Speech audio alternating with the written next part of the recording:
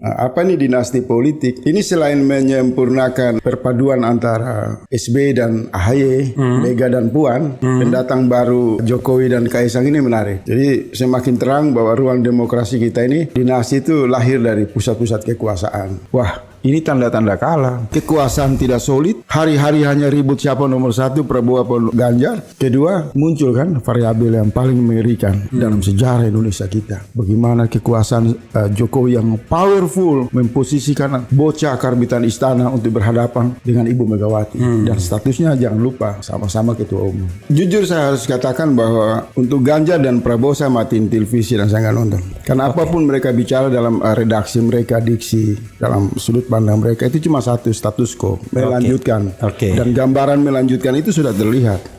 Dan itu gambaran yang sangat mencederai perasaan rakyat. Mereka mau memperhalus seperti apapun. Pengertian melanjutkan arah kepemimpinan yang sama dengan Jokowi berarti menjadi bulldozer yang menghasilkan penindasan dalam kurun waktu penambahan 5 tahun ke depan.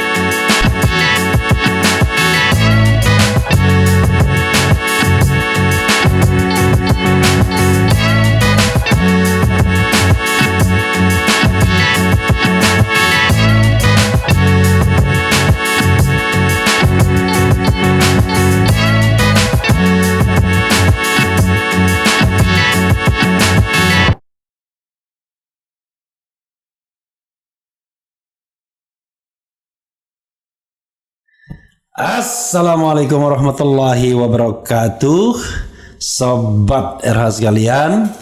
Jumpa lagi kita di channel yang keren ini. Keren.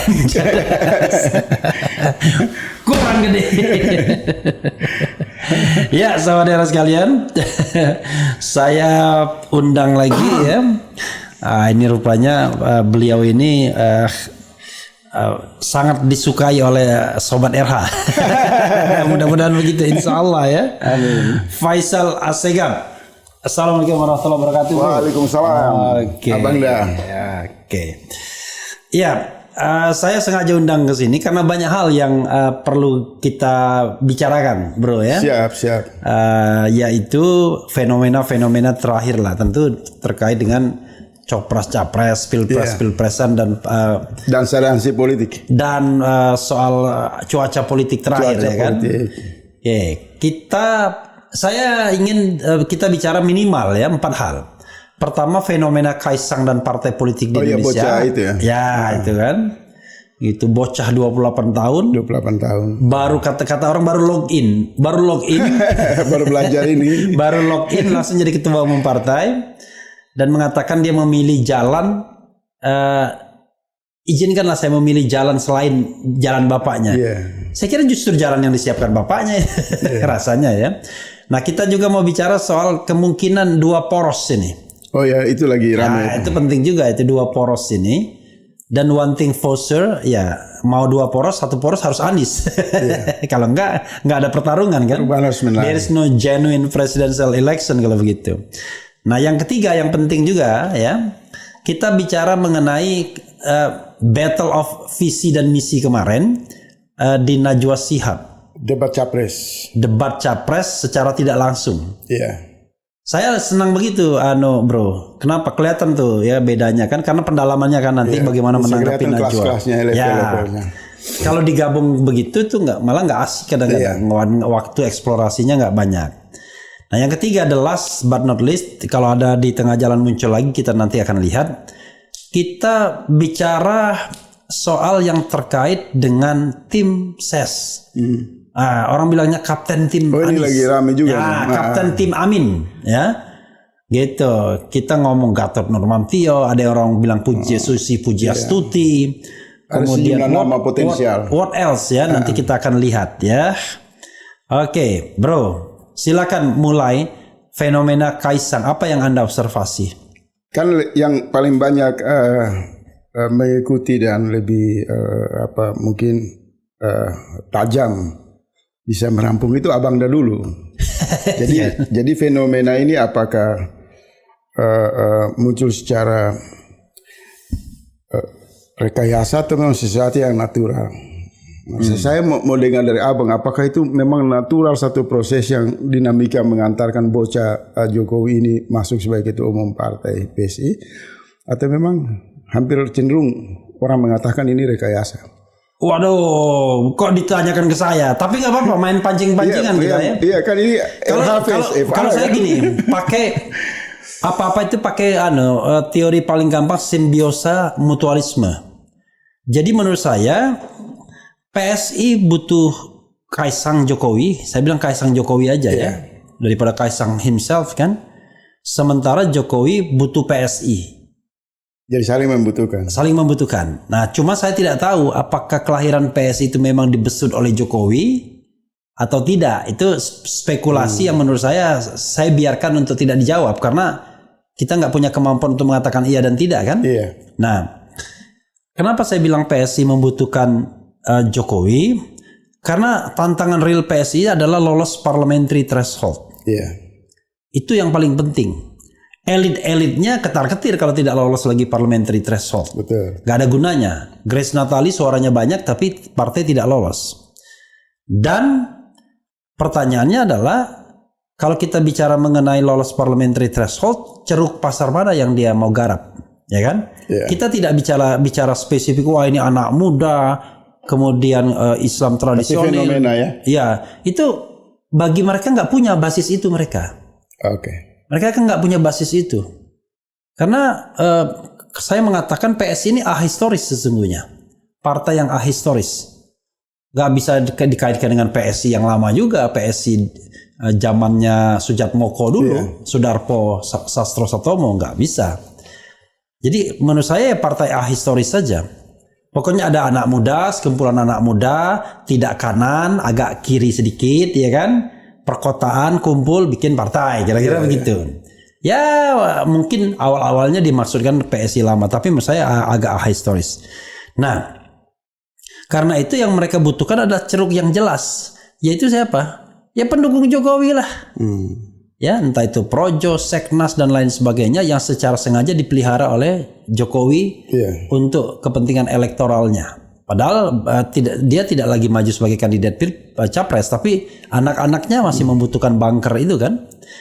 Nah, Jokowi sendiri ya dia tahu betul ketika kalau seandainya dia mau kembali ke pangkuan PDIP, dan sebenarnya dia tidak pernah di PDIP itu secara nyata. Dia kan orang yang datang membeli partai dalam tanda kutip kan. Saya mau nyalon wali kota Solo, yang melamar ke partai mana. Iya.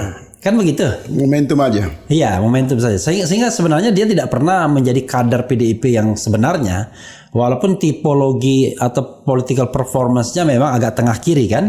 Mirip ke sana. Tetapi tidak pernah. Karena itu tidak ada alasan historis juga dia untuk kembali ke pangkuan PDIP. Karena kalau kembali ke pangkuan PDIP kan mungkin dia mau jadi apa-apa. Mantan presiden masa tidak dihargai sih, minimal wakil ketua dewan pembina, tapi di PDIP bisa jadi dia tidak akan dapat apa-apa juga.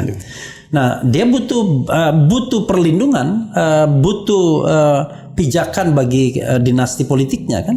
Sampai di situ bisa saya komentari. Nah itu kan saya nunggu tadi itu. Nah, jadi karena itu selesailah simbiosis mutualisme ini. Tanpa saya menyebutkan apakah memang PS ini memang dibesut oleh Jokowi dari awal. I don't know exactly. Saya nggak bisa jawabnya. Silakan bro. Nanti kalau lama-lama. Iya, beberapa komentar yang menarik seputar fenomena Kaisang ini kan seperti selain digambarkan oleh Abang, juga banyak variabel muncul. Ya. Tapi yang tidak bisa dihindari itu soal dinasti politik. Oke. Nah, apa nih dinasti politik? Ini selain menyempurnakan perpaduan antara SB dan AHY, Mega dan Puan, pendatang baru Jokowi dan Kaisang ini menarik. Ya. Jadi semakin terang bahwa ruang demokrasi kita ini dinasti itu lahir dari pusat-pusat kekuasaan dengan uang yang besar. Dan sebelum Kaisang ini muncul, diumumkan atau dipajangkan oleh PSI dengan nama barunya sebagai ketua umum. Pada bulan Juli atau awal bulan Juli itu kan ramai pembicaraan menyangkut dengan dugaan skandal BTS, dan di sana nama Kaisang kan muncul dan kemudian hilang begitu saja. Kemudian juga 1 minggu lebih, hampir 9 hari, 1 minggu kalau nggak salah, karena saya diundang di TV1 bicara soal bocoran intelijen, dan saya mengatakan bahwa retorika atau penyampaian Jokowi seputar laporan intelijen ini berkaitan dengan agenda Gibran. Dan sekarang kan kelihatan ini. PSI sebagai pendukung Gibran dan kemudian muncul Kaisang kan.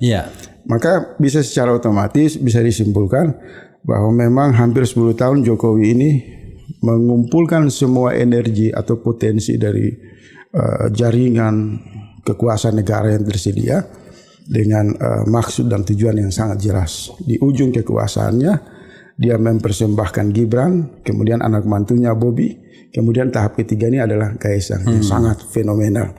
Kalau hak dia menjadi ketua umum partai, ketua pramuka, ketua OSIS, ketua organisasi apa aja, itu kan hak pribadi, nggak bisa dibahas. Tapi karena penyelundupan model kepemimpinan ini datang dari poros kekuasaan, maka kemudian yang ditangkap oleh publik itu hanya 2. Pertama adalah kekuasaan dan kedua uang. Karena pembicaraan soal Jokowi ini tidak lepas dari oligarki. Berarti dugaan-dugaan publik itu semakin menemukan jawaban. Cara Jokowi memanjakan atau mengkarbitkan anak-anak dia di panggung kekuasaan ini, kalau tidak dengan modal besar tentu tidak mungkin. Ini bisa celaka nanti. Misal kalau kita lihat AHY kan, SBY 10 tahun berkuasa menyiapkan AHY masuk ke gelanggang politik. Hampir semua kalangan yang berbicara tentang strategi politik atau hal-hal yang menyangkut substansi politik yang paling dalam menyimpulkan bahwa AHY ini ditopang oleh kekuatan dana minimal 50 triliun. Minimal 50 triliun. Minimal 50 triliun. Ini kalkulasi saja, mereka punya hak berbicara seperti itu.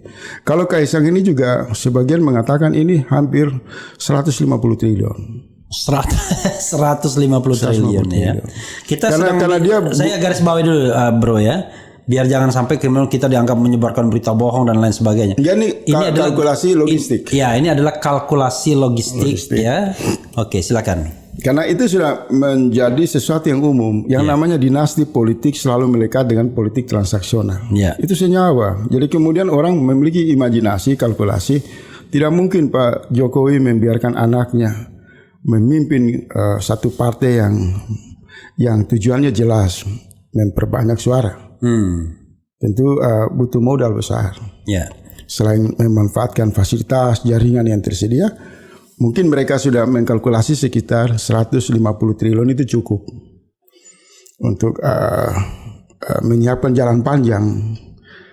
Tentu Gibran kan tidak dibiarkan hanya 1 tahun 2 tahun, tapi mungkin bisa lebih panjang dari Ibu Megawati. Kalau Ibu Megawati kan memimpin PDIP dari tahun akhir 98 itu kan, mulai dari itu 99 sampai sekarang, hampir 24 tahun. Maka Gibran ini dengan usia 28 tahun dia bisa sampai 40 tahun memimpin partai. Kalau dikasih 68 tahun, artinya Kaisang tadi, dia bisa memimpin partai dengan waktu yang panjang. Ini seperti tradisi memimpin partai di kelompok-kelompok partai komunis di Eropa Timur maupun di Cina dan lain-lain. Nah, lebih banyak orang berbicara soal uang dan pengaruh kekuasaan Jokowi. Ini sulit dihindari. Berarti fenomena ini melihat peta yang serius. Kemudian orang berkalkulasi, kalau begitu ancamannya yang paling dirasakan adalah pihak mana? Kalau pihak pendukung perubahan tepuk tangan. Sangat gembira ini. Di mana-mana kalau saya baca di media. Dengan fenomena Kaisang ini. Senang karena adu jotos politik terjadi antara bocah dan seorang tokoh sentral yang berpengaruh di pusat kekuasaan yaitu Ibu Megawati. Ini berada pada posisi status yang sama-sama ketua umum partai. Dan kemudian orang mengatakan tidak mungkin Kaisang sampai ketua umum partai ini tanpa satu desain politik yang canggih, yang sungguh-sungguh di belakang panggung. Tapi di sana muncul nama Jokowi yang sulit dihindari. Dan orang mengatakan ini kan karena dia anak putra presiden. Kalau dia nggak putra presiden, dia tidak mungkin lah dipaksa-paksa atau dibujuk oleh kelompok gerombolan milenial di PSI untuk dia memimpin partai yang hanya 0,1 tidak sampai 1%, 0, sekian persen. Jadi ini pengaruh kekuasaan ayahnya yang berkuasa hampir 1 dekade, dugaan kekuatan logistik dan mungkin ya dari kelompok oligarki dan lain-lain. Dan kalau kita bertanya apa yang menjadi sasaran, maka sasaran dan semangat PSI atau partai apapun itu mengumpulkan suara terbanyak. Maka tadi yang dibilang Abang Da itu, Jokowi mungkin sebagai orang yang memiliki karakteristik sifat sebagai pedagang, dia nggak mau rugi. Selama ini kan PDIP paling rajin mengklaim dia didukung 80%. Hasil survei yang mereka bangun, walaupun itu abal-abal ya, itu omong kosong. Tetapi angka-angka itu makin mensugesti Jokowi dan keluarganya, dan mungkin mereka berunding di atas meja makan keluarga dan mengatakan, ngapain kita berikan pengaruh ini kepada partai lain. Maka tentu mereka ingin melakukan migrasi besar-besaran dari basis PDIP ke PSI. Ini bisa terjadi. Jadi yang terancam PDIP. Walaupun para loyalis Ibu Megawati dengan berbagai cara memberi gambaran, tampil seolah-olah ini biasa saja, hasto kan? Tapi kalau orang yang waras dan memahami kompetisi dalam demokrasi liberal ini bisa menyimpulkan kehadiran Kaisang ini ancaman yang serius kepada dinasti Soekarno, Ibu Megawati dan PDIP.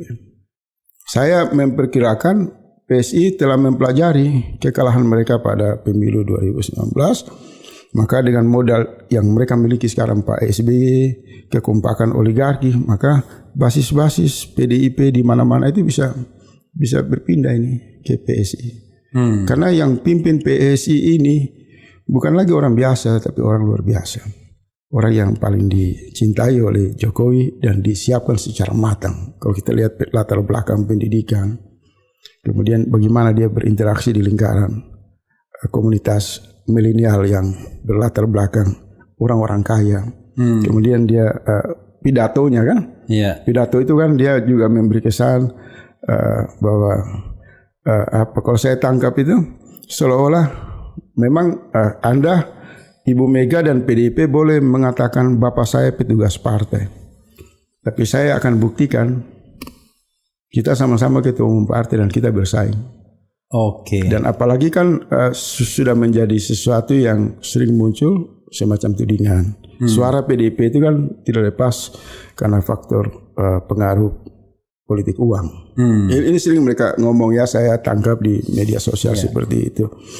Maka bisa saja Kaisang mengatakan kepada ayahandanya itu Pak Jokowi, kalau memang cuma soal uang saja, ya udah kita besarkan PSI dan kita pindahkan, bikin kandang baru untuk memasukkan domba-domba politik dalam jumlah yang banyak untuk mendapatkan suara di parlemen. Dengan 150 triliun kalkulasi tadi. Kalau saya lihat sekitar itu.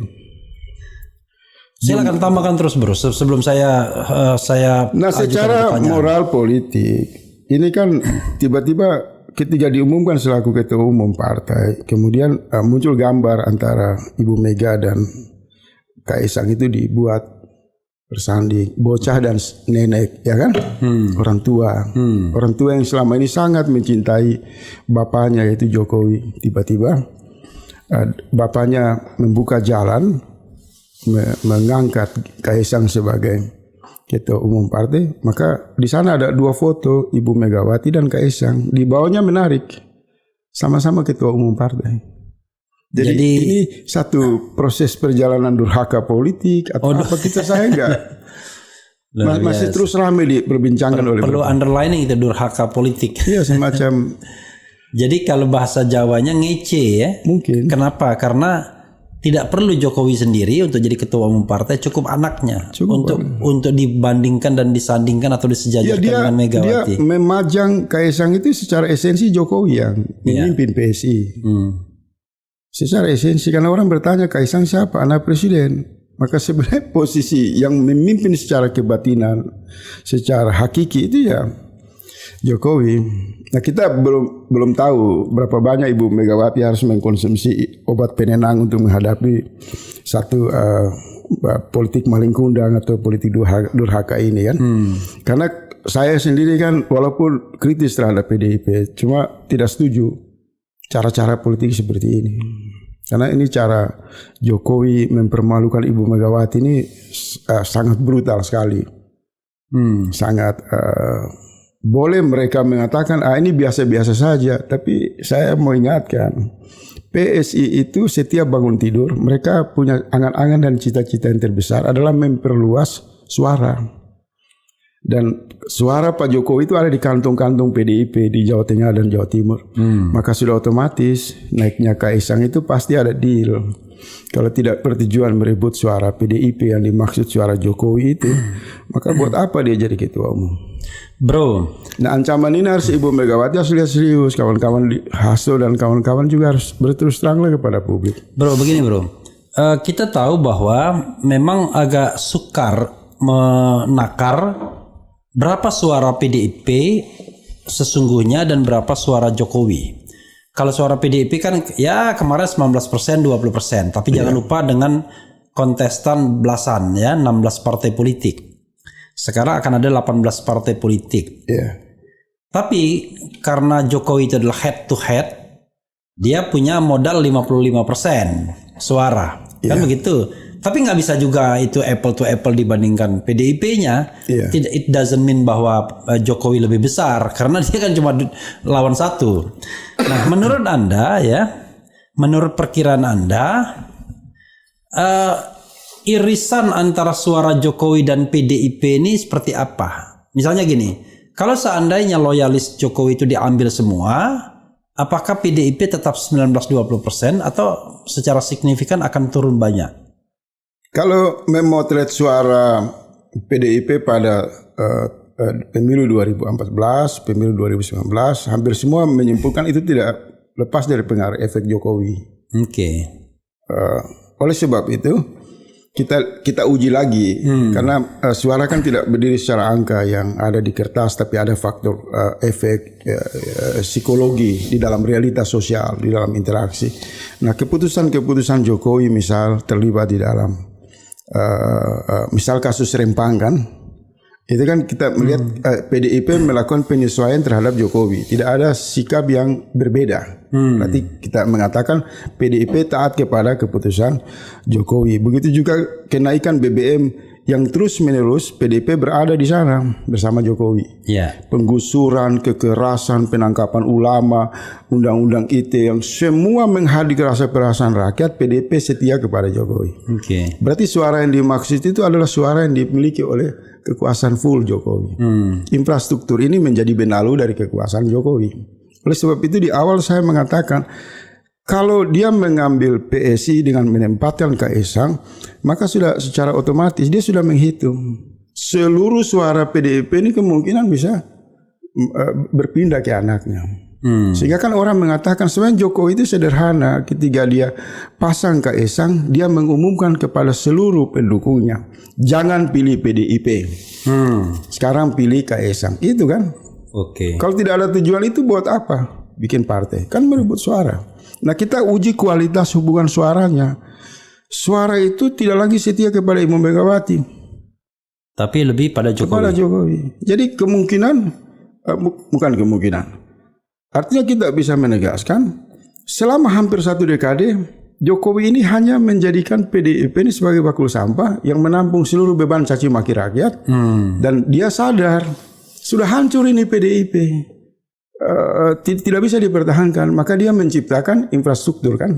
Dia siapkan PSI di tahap 5 tahun, belajarlah administrasi, belajarlah nyanyi-nyanyi, belajarlah main game online, ya kan?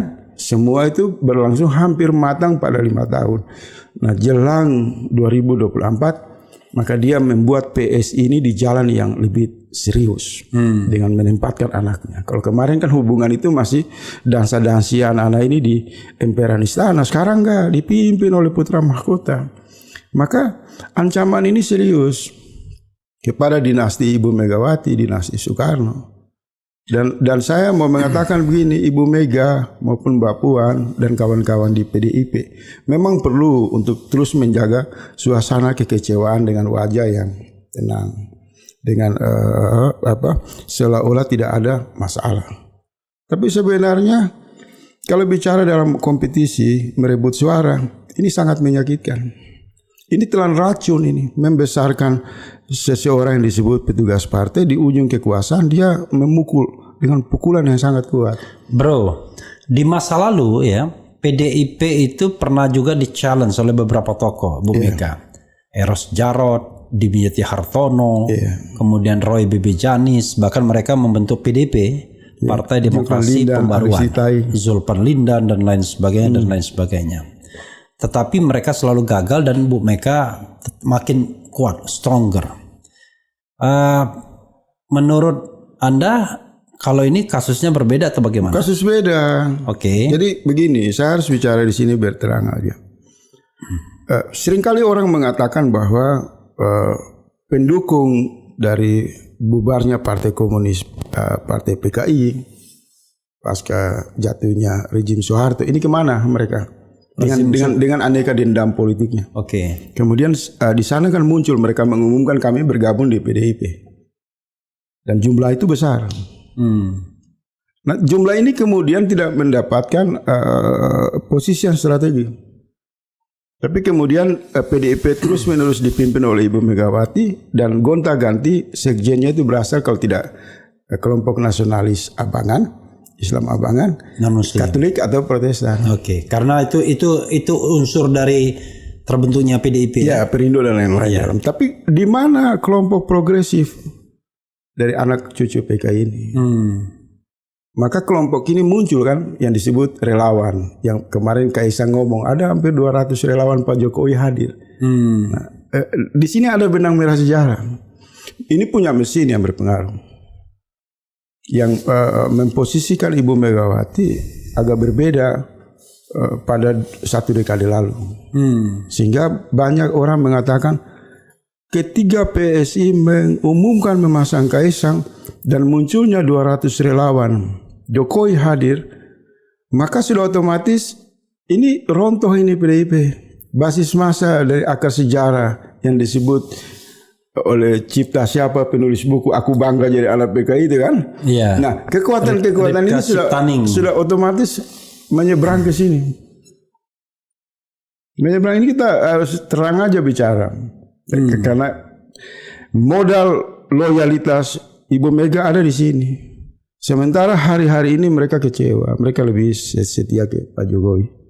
Dan ini ancaman serius. Ini bisa habis dinasti Soekarno dan PDIP. Dan sekaligus juga pesaing baru terhadap AHY dan Demokrat. Dan menariknya semuanya ada di lingkaran istana. Ketika semua itu ada di lingkaran istana, maka tadi saya bilang kekuatan perubahan yang sangat luar biasa besar di luar pesta atau keributan ini semua tepuk tangan. Mereka tepuk tangan, alhamdulillah, saling baku makan, saling baku pukul, saling baku maki. Sekarang mulai dari hari ke hari dengan berbagai variabel dan sudah melibatkan istri, anak, apa segala macam. Yang ini norak kan, ini satu politik yang norak. Bro, ada satu pertanyaan lagi ya mengenai akhirnya di mana Jokowi akan melabuhkan dukungannya. Sementara ini kan dia main dua kaki, Ganjar PDIP dan kemudian Prabowo PSI dan lain-lain. Ya, pertanyaannya adalah tentu Gerindra awalnya. Pertanyaannya adalah dengan demikian bisa disimpulkan bahwa pasti Jokowi akan memilih Prabowo karena tujuan dia adalah dalam tanda kutip menghancurkan PDIP dan membesarkan PSI. Karena dia kalau mendukung Ganjar sama saja dia ingin berkampanye lagi buat PDIP. Ya seperti itu. Jadi ini kan satu bisa mudah dibaca sebenarnya Jokowi ini. Dia sebagai seorang pedagang dengan cara-cara politik yang mudah sebenarnya untuk rugi aja. Jadi kalau dilihat apakah siapa tempat Jokowi berlabuh itu artinya kepentingan. Apakah aliran dukungan mitra keuangan dengan kelompok oligarki terus berjalan, dia akan berlabuh. Tapi kalau oligarki misalnya kembali berkumpul sama Ibu Mega seperti pemilu 2014 di mana Ibu Mega berhasil mengumpulkan 60 pengusaha, maka itu juga bisa, Jokowi juga bisa hati-hati untuk mendukung Prabowo. Nah, jurus-jurus ini kan belum dimainkan. Nah, karena semua prestasi Jokowi hari ini dia jadi petugas partai, dia jadi anggota partai, dia jadi presiden. Itu kan berulang kali Ibu Mega mengatakan tanpa PDIP Anda bukan siapa-siapa kan. Nah, cuma memang bagaimana ya? Ini ada dua kata yang memang harus diucap, durhaka politik. Hari-hari ini kita lihat semua pengkhianatan itu tampak dilakukan oleh Jokowi. Mungkin dia marah. Saya diangkat sebagai rakyat, sebagai petugas partai, tapi setiap pidato Ibu Megawati itu sangat merendahkan saya sebagai petugas partai. Dan dia dalam posisi sebagai presiden. Sebagai presiden. Dan itu banyak dibahas sekarang ini kan, sejak Kaisang jadi ketua umum partai, maka mereka mengatakan ini pukulan-pukulan yang serius. Nah, kemana Jokowi ini berlabuh? Semakin terang ke Prabowo. Tapi mereka mengkalkulasi apakah Prabowo ini bisa menang menghadapi kelompok perubahan. Maka ujung-ujungnya mereka sekarang mencoba mendesain agar Prabowo dan Ganjar. Nah, variabel Kaisang sebagai ketua PSI ini juga saat muncul untuk melakukan tekanan kepada Ibu Megawati. Kalau tidak mau paket Prabowo dan Ganjar, maka udahlah, kita dukung Prabowo dan Jokowi akan mengambil manfaat membesarkan PSI yang di dalamnya akan dipimpin oleh Kaisang. Bahkan tadi saya dengar berita dari Sekjen PBB itu sudah mengirim pesan ke Gibran sebagai bagian dari koalisi partai bahwa Gibran jangan ragu-ragu atau takut untuk keluar dari PDIP. Sekjen PBB si Ferry ya. Bulan Bintang. Iya, di salah satu media nasional judulnya mengatakan Gibran jangan takut untuk keluar dari PDIP. Berarti partai-partai di lingkaran kekuasaan yang non PDIP ini juga mungkin sudah dapat kisi-kisi, bisikan-bisikan yang halus dari Pak Jokowi. Bahwa dia juga mau meninggalkan PDIP dengan tahapan-tahapan yang lembut. Sekarang kan mulai kan Gibran sangat banyak melakukan intrik-intrik kurang ajar kepada Ibu Megawati. Saya pakai bahasa yang apa adanya aja. Bertindak kurang ajar dengan Ibu Megawati seolah-olah duri dalam daging. Dia menjadi istimewa di sana. Hari ini kan lompatannya jauh, Kaisang. Maka kalau Gibran itu sesuai dengan ajakan partai koalisi keluar dari PDIP, dia keluar, maka selangkah lagi Jokowi akan keluar dengan penuh percaya diri untuk mengatakan Prabowo calon presiden dan wakilnya adalah Gibran.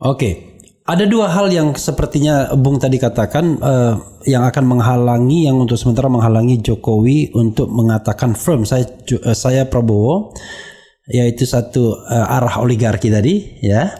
Karena kalau kata orang Padang, kalau PT itu ditahan dia pusing juga dia kan. Betul. Dan yang kedua adalah skenario, masih diharapkan skenario Prabowo Ganjar. Itu ya, dua itu.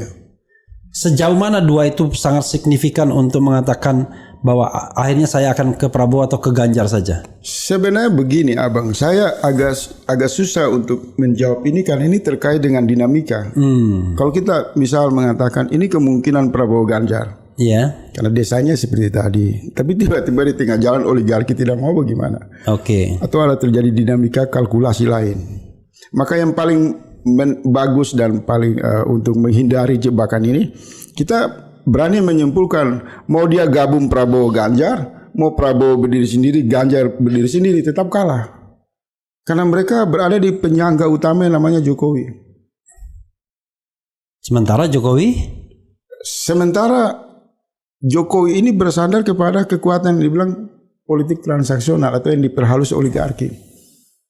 Nah, kita lihat sekarang dengan fenomena munculnya Amin, itu kan memberi efek ke dinamika di lingkaran istana. Kalau tidak ada efek Amin, pertanyaan apakah Kaisang ini akan jadi ketua PSI? Apakah Gibran akan berani diwacanakan sebagai cawapres? Semua yang terjadi di lingkaran istana karena memang fenomena Anies Baswedan dan lebih khusus sekarang bergabung dengan Caimin kan. Tapi kalau kita bicara tentang pragmatisme, bro ya, saya kadang-kadang bro, kadang-kadang bung ya. Partai seperti PBB misalnya, kan ketua umumnya kan tidak tersandra, nggak kayak Partai PAN misalnya atau Partai Golkar misalnya. Tapi kan pragmatisme politik atau idealisme politik, saya sukar mengatakan idealisme politik kalau melihat bahwa mereka kanan kan, kan sangat kanan dulunya kan. Pragmatisme politik membuat mereka gabung justru ke perahu yang agak ke tengah kiri gitu. Nah, sehingga menurut saya akhirnya kalau kita kan Bung tadi mengatakan mereka sudah kacau balau karena adanya Amin yang gelombang yang lebih teratur, perubahan dan lain sebagainya. Tapi apa iya? Karena Indonesia ini kan pragmatisme politiknya tinggi banget. Orang memilih itu bukan karena idealisme atau ideologi, tapi bisa jadi karena pragmatisme ya, dan kemudian ya karena mereka intinya adalah kadang-kadang bukan smart voter juga gitu. Ya pragmatisme tidak lepas dari kepentingan apapun. Cuma kita lihat sejak Jokowi berkuasa 2014 dan menuju 2024 ini ada fenomena politik yang lain. Dan itu pasti abang punya catatan yang banyak di sana, melakukan kritikan cerdas soal bagaimana dinamika ini kan jauh dari, bahkan ada yang menyebut jauh dari kewarasan, jauh dari hati nurani. Ini lompatan-lompatan yang dibuat di era rejim Jokowi ini semacam politik monyet yang kadang bisa diprediksi, lebih banyak tidak bisa diprediksi. Oleh sebab itu, ketika memasangkan atau pertarungan yang berputar-putar di lingkaran istana antara Prabowo dan Ganjar, saya misal di kubu perubahan saya nggak mau peduli karena demarkasinya jelas. Ini barisan status quo. Oke. Ini barisan perubahan. Iya. Nah, di situ saja kan. Maka barisan perubahan mengamati sambil mengipas ini. Baku pukul, baku ada jotos antara PDIP besok siang malam dengan Jokowi, antara Prabowo dengan Ganjar. Saya membayangkan kepentingan oligarki yang utama adalah menyatukan mereka, jangan-jangan. Seperti itu. Jadi arus yang terus berputar-putar ini tinggal kita tanya, berapa modal besar yang mau dikasih oligarki untuk menyatukan mereka? Kalau kalkulasinya berpisah, berapa kekuatan finance, logistik Prabowo dan logistik Ganjar? Ini lebih menonjol daripada bicara nilai, bicara peta suara. Karena semua itu bagi mereka, pemilu ini bisa dicurangi. Dengan bahasa yang diperhalus itu cawe-cawe. Iya. Jadi melihat fenomena ini, saya di barisan perubahan, saya mengatakan, ini azab politik. Nah ini durhaka, ini maling kundang, ini komplotan para mafia balut-balut baku hantam. Dan di dalam satu dinamika yang semakin hari semakin tidak sehat. Sementara bagaimana kelompok perubahan, infrastrukturnya makin bagus, perpaduan nasionalis Islamnya terbangun, tiba-tiba PKS, PKB saling menyambut tangan, meneriakan gerakan ukhuwah Islam, kemudian lokomotif Anies dan Caimin dengan kelompok-kelompok perubahan lebih banyak peduli masalah kasus Rempang, bagaimana menyuarakan rintihan rakyat kecil, bagaimana terus melakukan edukasi atau kursus-kursus politik jangka pendek untuk persiapan bertarung jelang 2024. Tapi di kubu status quo ini kalau tidak berantem di selokan, mereka akan masuk baku pukul di dalam gorong-gorong. Berputar-putar di situ. Kalau nggak gorong-gorong, selokan. Kalau tidak Gibran, Kaisang. Kalau tidak Mega, Jokowi. Apa sebenarnya mereka perjuangkan? Tidak ada nilai. Bro, jadi menurut Anda berapa jumlah mereka? Menurut saya, kita kembali ke fitrah manusia. Kita nggak usah pakai rekayasa survei. Di dunia ini orang jahat itu sedikit. Kalau jumlahnya banyak, hancur bumi ini. Logika mengatakan penduduk kita 270 juta. Maka kelompok-kelompok status quo ini jumlahnya sedikit. Hanya mungkin mereka membelanjakan, biaya medianya besar. Mereka punya buzzernya yang sekarang bernama PSI. Itu buzzer sebenarnya, bukan partai. lebih banyak. Mereka menciptakan dinamika hiruk pikuk di media sosial. Orang kemudian terpesona. Kekuatan status quo ini besar, kok besar kecil? Oke, menurut Anda kalau kita bicara berarti yang determinan faktor itu di luar perubahan ya, itu Megawati kah, Jokowi kah, atau oligarki kah? Kalau kita histori saja, karena ada penggunaan tadi histori awal abang mengatakan, tapi saya bicara histori. Ketika PDIP mengumumkan kekuatan mereka untuk meyakinkan rakyat memenangkan Jokowi pada pemilu 2014, abang jangan lupa hampir seluruh media headline beritanya Megawati mengumpulkan 60 pengusaha di Lenteng Agung. Itu artinya apa? Mengumumkan panduan kekuatan, kebangkitan dan kemenangan Jokowi didasari oleh politik transaksional. Karena pengusaha 60 orang itu apa hubungan dengan partai politik? Kalau tidak ada urusan dengan kalkulasi logistik. Oleh sebab itu tadi saya mengatakan izin Abangda, ketika banyak orang bicara dengan berbagai perspektif, Kaesang memimpin PSI, saya mau mengatakan ini 150 triliun. Kalau tidak ada penggalangan dana senilai 150 triliun, tidak mungkin Kaesang dipasangkan oleh Jokowi jadi ketua PSI. Artinya partai ini punya dua jurus. Satu, hancurkan PDIP, menghijrahkan semua loyalis Jokowi yang ada di PDIP ke PSI, dan membangun distribusi logistik ke partai-partai koalisi. Makanya ada sekjen salah satu partai teriak, Gibran udah nggak usah ragu keluar dari PDIP. Kenapa saya agak senyum sedikit tadi? Bro mengatakan 150 triliun ya. Itu kalkulasi abang. Standby loan-nya katakanlah, political standby loan-nya kan. Tapi saya pernah mendengarkan sesungguhnya oligarki udah siap dengan ribuan triliun. Iya, kalau angka ini kan angka yang saya umumkan kecil abang. Iya. APBN kita ini taruh 2.000, dikali 10 tahun itu udah kelihatan. That's okay ya. Kan? Belum lagi uang swasta partisipasi logistik yang legal. Tapi tidak masuk jalur legal. Boleh dong kita kalkulasi. Misalnya kita cerita tentang sebuah direksi, kita nggak sebut spesifik ya, yang katanya mengumpulkan uang sampai 300 triliun itu. Walaupun itu bukan uang yang untuk standby untuk politik, tetapi uang yang bisa diputar misalnya. Seperti itu kalkulasi. Namanya kalkulasi boleh. Jadi maksud saya hanya ingin memberikan gambaran kepada Sobat Era sekalian. Jangan kaget kalau misalnya Bro Faisal bilang 150 triliun, sebelumnya 50 triliun. Itu kecil mungkin. Kecil bagi mereka. Kecil bagi mereka, tapi besar bagi koalisi perubahan. Bro, jeda sedikit ya. Sebelum kita masuk lebih dalam, lebih tajam mengenai dua poros itu. Karena pembahasan dua poros ini penting ya. Coba kita bacakan sedikit dulu sebagai jedanya ya. Bacakan aspirasi Sobat RH ya. Iya. Bang Refli Harun, adakan debat FA versus RG. Nggak usah lah ya kan. Sejak AHY gagal jadi cawapres, RG berubah jadi buzzer SB yang membuli Anies setiap hari. Omongan RG sudah tidak bisa dipercaya dan tidak boleh didengar lagi. Nggak juga ya. Kita harus apa istilahnya, tabayun ya. Tabayun. Ya.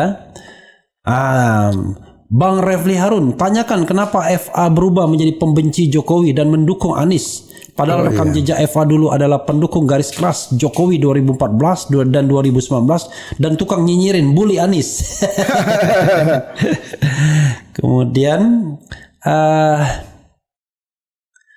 saya yang kira-kira penting ya. Iya bang. Faisal belum sadar ya kalau siapa Nasdem dan NPKB. Bukankah hingga detik ini masih di kolam rezim? Gimana mau adakan perubahan sementara tenggelam juga bersama rezim, bahkan satu selimut. Wah, luar biasa ya. Yeah. Apalagi ya, ini coba saya cuma milih secara random. Insya Allah Pak Anies jadi presiden. Kalau nggak curang Anies menang. Kalau kalah 100% jelas curang. Ayo Pak Anies, tangkap semua yang makan uang rakyat, gantung mereka, jadilah presiden yang amanah. Amin ya rabbal alamin. Oke, sebelum menjawab ini dan bridging ke dua calon itu, saya ada satu hal yang ingin saya minta konfirmasi. Ada kesan ya. Nanti dalam debat di Najwa Shihab itu kita bahas juga. Kalau Ganjar dan Prabowo sulit dia mengkritik pemerintahan sekarang, wajar. Karena mereka berebut legacy Jokowi. Bukan legacy, berebut bolonya Jokowi lebih tepatnya ya. Bolonya Jokowi. Entah itu projo, macam-macam, seknas dan lain sebagainya. Dan mereka berharap mereka bisa dibantu dari sana. Oke, tapi kalau Anies, kenapa ada terkesan ragu-ragu ya untuk kemudian apa ya ibarat kalau tinju itu dia menggunakan jangan pakai boxer dong, fighter kan kira-kira begitu. Tapi ini nanti untuk bagian yang debat itu tadi ya, nanti ya. Nah sekarang kita masuk pada dua paslon ini. Dua paslon ini ya, dua poros. Ya jangan dua poros, bro. Karena khawatirnya dua paslon yang di status quo. Ya tiba-tiba karena yang mereka inginkan dua paslon di status quo kan. Jadi masih ada sebagian orang yang percaya bahwa Anies nggak bisa maju. Zulfan Lindan, Ahmad Hozinuddin nanti katanya nanti hari-hari terakhir Imin akan dikerjain dan nggak bisa maju Anies. Oke. Observasi Anda terhadap isu saya nggak mau bilang dua poros dulu. Atau dua-duanya, dua paslon atau dua poros, silakan. Iya sebenarnya kan yang bertempur paling jelas itu kan antara status quo dan pendukung perubahan. Nah di kelompok status quo ini kan dibagi menjadi dua kelompok politik selokan yang diwakili oleh Ganjar dan kelompok gorong-gorong yang diwakili oleh Prabowo. Sementara di kubu perubahan Caimin, Anies dan Caimin melalui jalur elektoral dan kemudian ada kelompok-kelompok kritis yang masih terus menyuarakan revolusi. Jadi ini komposisinya menarik, perpaduan yang bagus. Dua-duanya terbelah. Di kubu lingkaran kekuasaan itu jelas tarik menarik antara Prabowo dan Ganjar dengan berbagai dinamika perbadutan politiknya dan kemudian dinamika yang unggul di kelompok perubahan itu saling kejar mengejar. Kalau pemilu curang maka seluruh kekuatan bersatu menggulung rezim ini. Itu terlihat di ruang publik. Kalau pemilu ini ditegakkan secara jujur maka kelompok kritis pengusung gerakan revolusioner ini bergabung dengan Caimin. Dan energi ini saling terhubung. Sama juga kepentingan dari Watak yang mengusung pendekatan konsolidasi gorong-gorong dan selokan yang memanggungkan Prabowo dan Ganjar di teras kekuasaan itu juga sama. Dasar-dasar, senyawa-senyawa. Jadi menurut saya bukan pasangan calon. Pasangan calon kita akan bincangkan ketika ditetapkan di KPU. Tetapi hari ini kita mengatakan seluruh rakyat, sebagian besar rakyat yang sudah sangat merindukan lahirnya pemimpin baru sudah mendapatkan jawaban di mana tiga partai mewakili suara rakyat mendukung Anies dan Caimin. Ini tidak boleh diotak-atik atas nama cari-cari kesalahan, atas nama senggol politik, atas nama pun nggak boleh. Tidak boleh atau tidak bisa? Bukan tidak bisa, tidak boleh. Oke, kalau tidak boleh itu yang membicara boleh karena dan tidak ada masalah bagi mereka. Nggak ada masalah. Karena kita lihat apakah Caimin dan Anies itu masalah, rakyat semua mengatakan tidak ada masalah. Rakyat mencintai mereka. Ini jangan disentuh, berbahaya. Karena kalau menyentuh mereka bisa memantik kemarahan rakyat dengan berbagai ekspresi mereka. Jadi udahlah, gak usah ganggu-ganggu Pak Jokowi, Ibu Mega dan kelompok koalisi di emperan istana, urus saja Kaisang, Gibran dan lain-lain. Gak usah urus dua tokoh yang dicintai oleh rakyat ini, Anies dan Caimin. Nah bagaimana pertempuran? Pertempuran menurut survei yang dikonsolidasikan oleh kekuatan yang diduga berada di belakang istana mengatakan Jokowi punya pengaruh 80%. Kita sudah jawab itu dan rakyat sudah tahu. Ini survei dengan penuh kebohongan. Survei dengan logika terbalik. Maksudnya yang tersisa dari kekuasaan Jokowi yang amburadul ini hanya pengaruhnya 20%. Terus di mana 80%? Ada di kelompok perubahan. Peristiwa yang terjadi di Makassar, konsolidasi di Jogja, dan tidak lama lagi nanti masuk ke Jawa Timur, ke Jawa Tengah dan Jakarta. Itu menunjukkan bahwa antusias masyarakat itu melebihi daripada kesimpulan di atas kertas yang direkayasa oleh atas nama klaim survei apapun. Jadi 80% pendukung perubahan ini siap bertempur di elektoral. pemilu dibuat curang, mereka juga akan siap di jalur revolusi.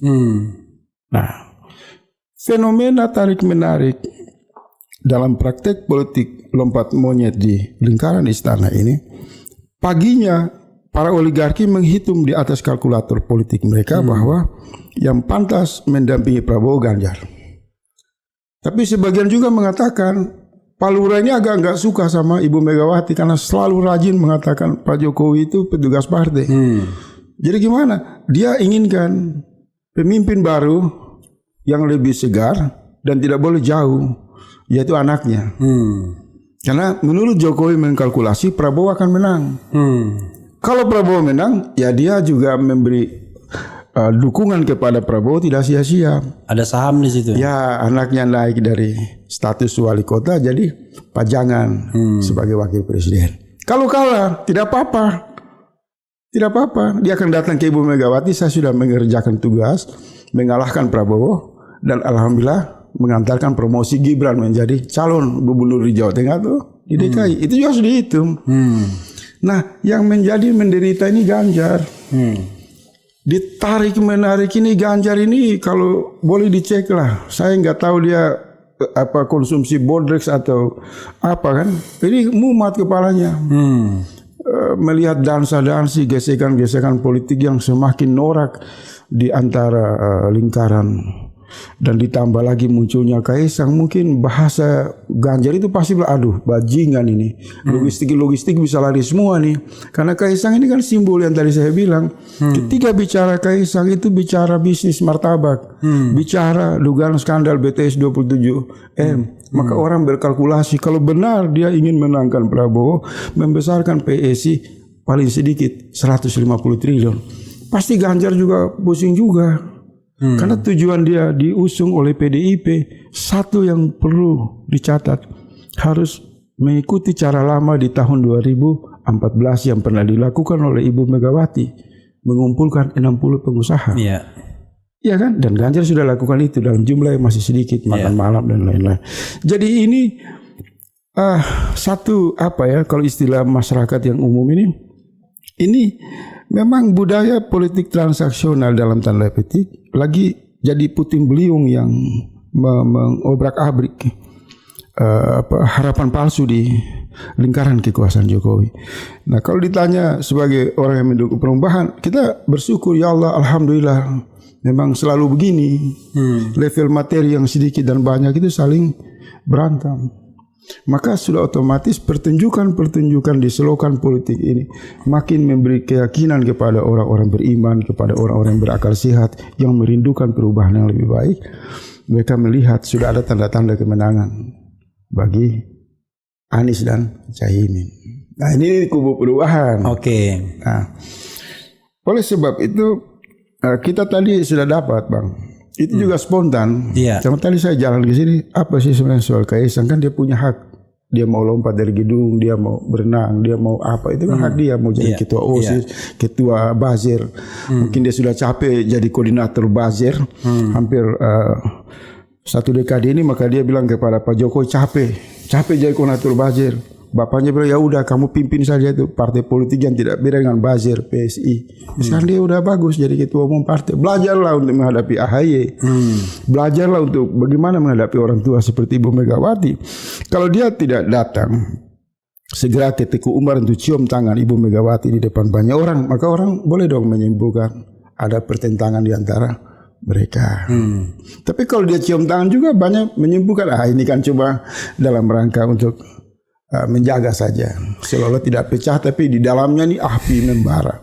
Jadi kabar-kabar yang terus terjadi seperti ini makin menyemangati kaum tertindas yang berada di arus perubahan, makin memberi semangat bagi orang beriman, orang berakal untuk bangkit dengan peluang yang tersedia memenangkan Anies dan Caimin.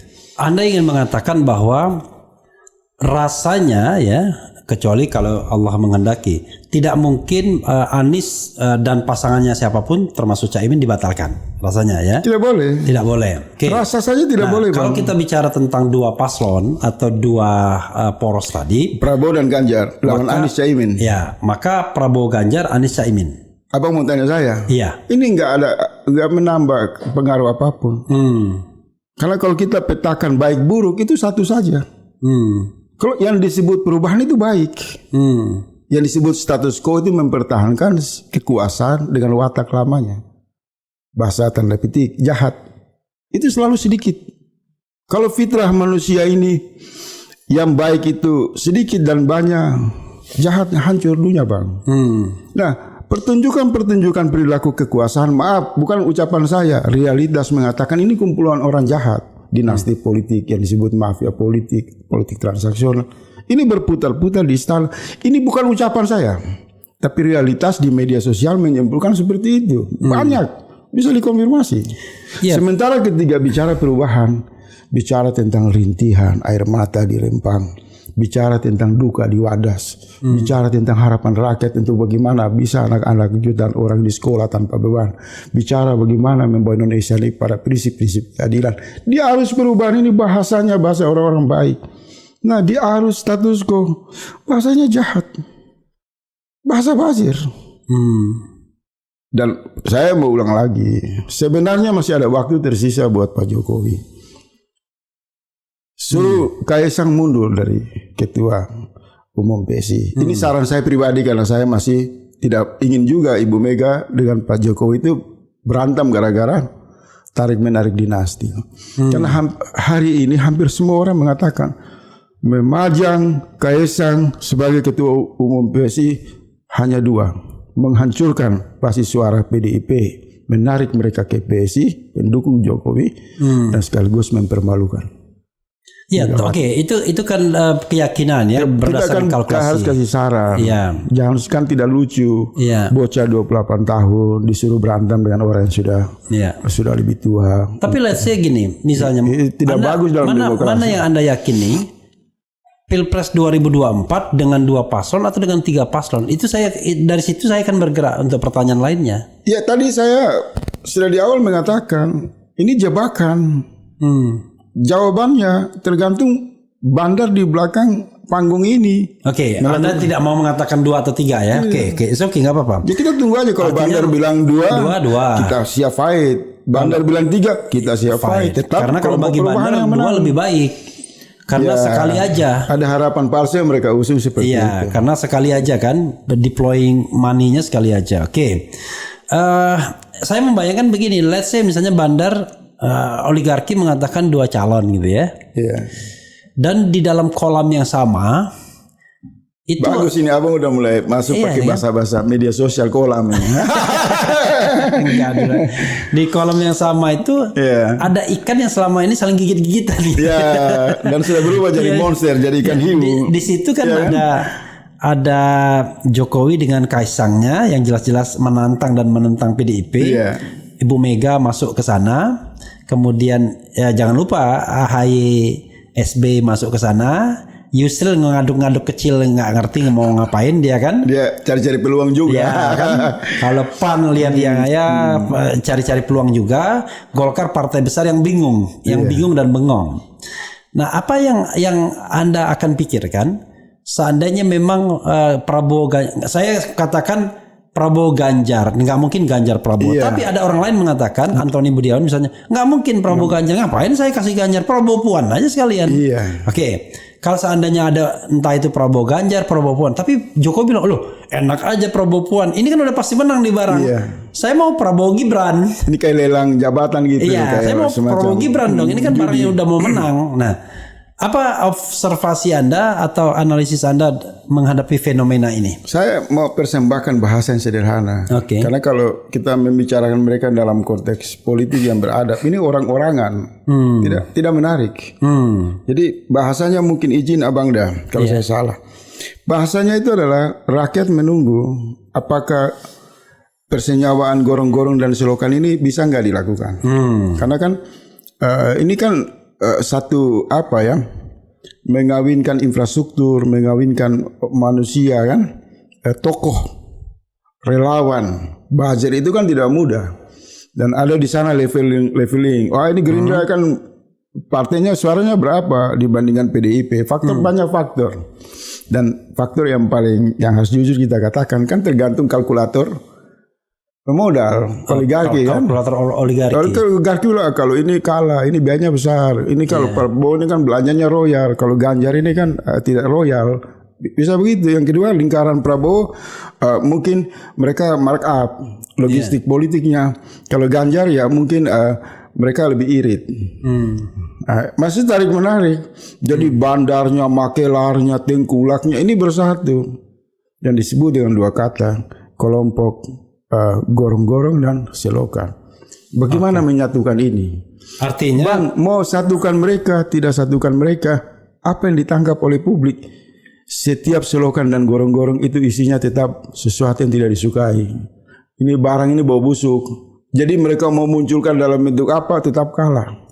Oke. Jadi saya mau menghindari kalkulasi mereka karena saya anggap ini juga jebakan. That's okay. Artinya Anda ingin mengatakan bahwa mau satu calon, dua calon dari istana, dari kubu status quo, tetap sama.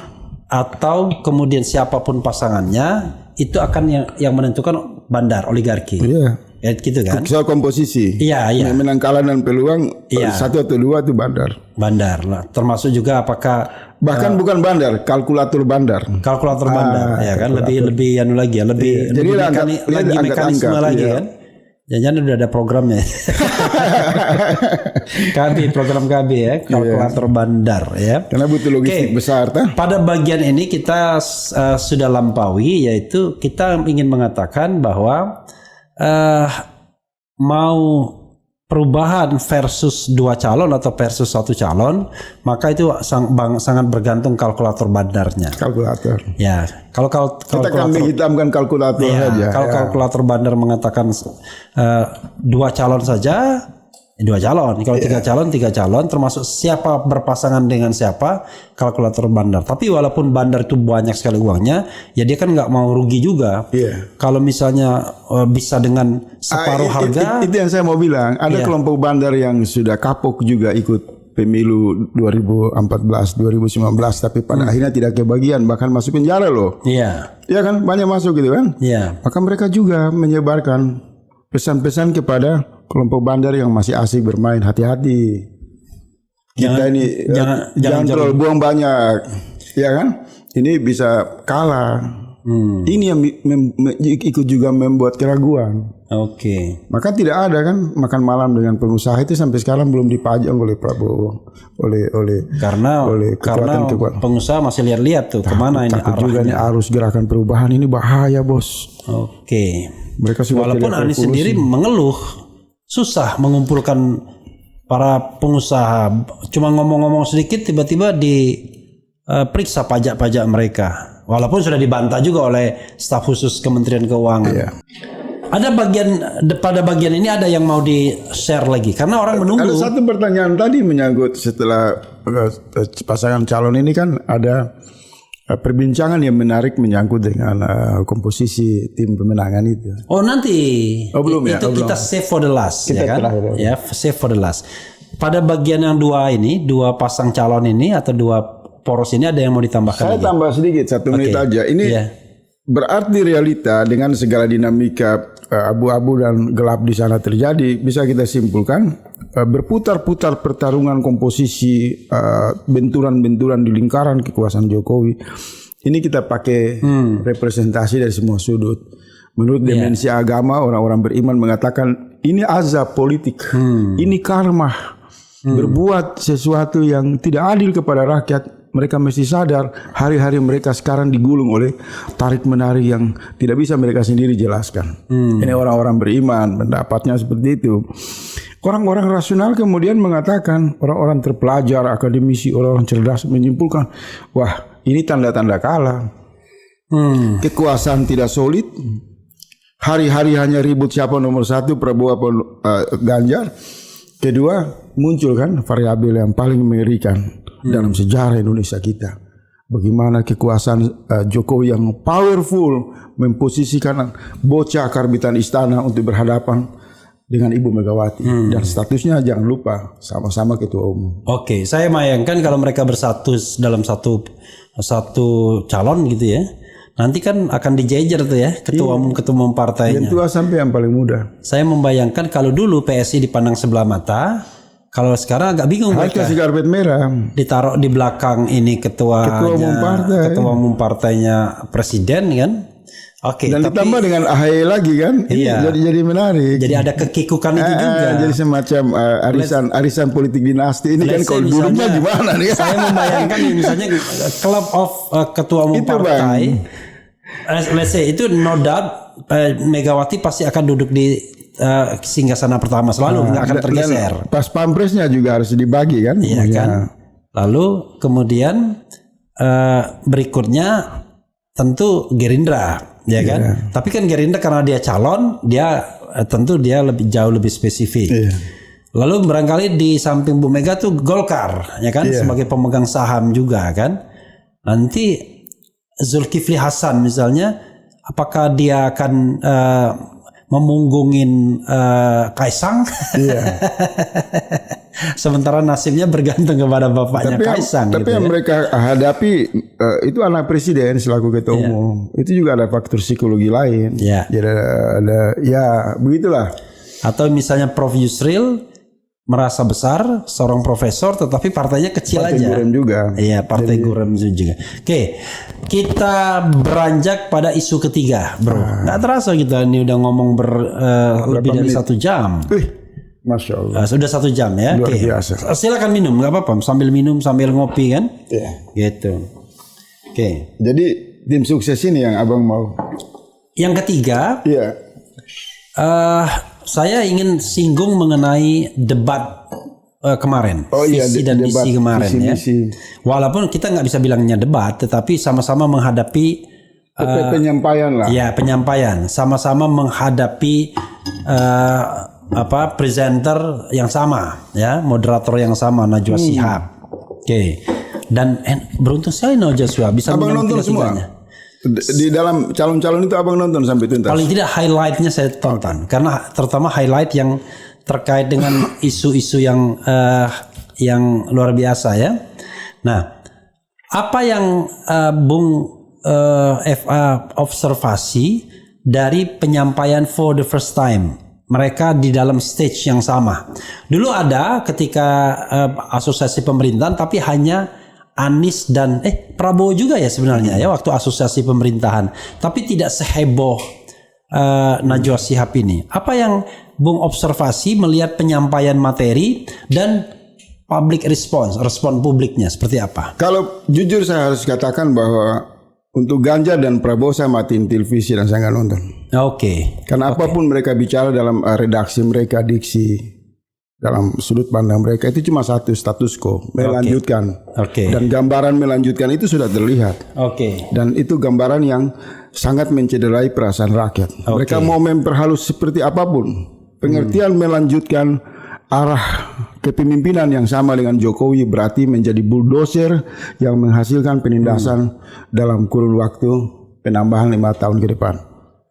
Nah, yang saya amati beberapa garis besar juga. Dari Pak Anies. Misal kalau Pak Anies bicara di cermin yang dibuat oleh Najwa, saya nggak tertarik karena saya anggap itu untuk konsumsi yang lebih orang-orang yang mungkin apalah ya kan.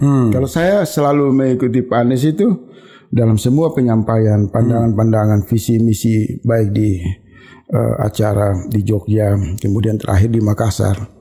Saya mencoba memberikan kesimpulan yang sederhana dengan memetakan cara berpikir seorang Anies Baswedan. Ketika dia berbicara tentang negara, maka di sana hadir satu pandangan visi dia tentang bagaimana Indonesia sebagai sebuah negara memahami hubungan internasional. Ada keinginan dari Pak Anies membangkitkan sumber daya kita. Dan dia selalu mengatakan jangan bilang sumber daya manusia, tapi manusia. Membangkitkan manusia Indonesia sebagai satu bangsa yang solid agar bisa melakukan perjanjian-perjanjian kerjasama dengan kekuatan-kekuatan internasional. Mungkin juga melalui forum-forum negosiasi, forum-forum apalah yang berkaitan dalam interaksi negara yang berada pada posisi yang bermartabat dan sejajar. Gitu kan? Kalau terang di sana dia memberi harapan bahwa bangsa yang besar dengan sumber daya yang besar, maka ketika kita berada dalam interaksi internasional, kita harus punya harga diri, kita harus punya komitmen, kita harus punya konsep yang jauh agar kita bisa bersaing dan membawa semua implikasi komitmen baik itu investasi, jaringan, hubungan kerjasama ke dalam proses ruang negara di internal itu tidak merusak hak-hak sebagai satu bangsa, rakyat dan lain-lain. Nah itu bersifat makro yang saya tangkap.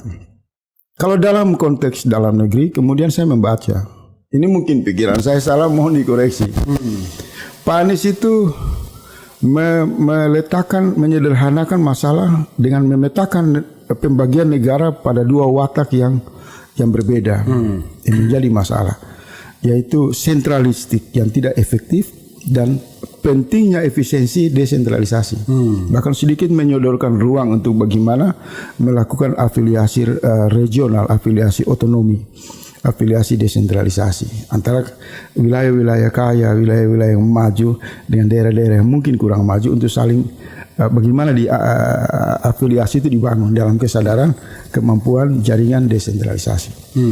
Tetapi lebih banyak ada semacam gugatan pikiran dan moral yang kuat dari Pak Anies mengingatkan kita bahwa ketika berbicara negara yang dimaksud adalah pusat atau prakteknya sentralisme, maka memang selalu di sana dikasih ingat, selalu ditarik itu jauh, Bang.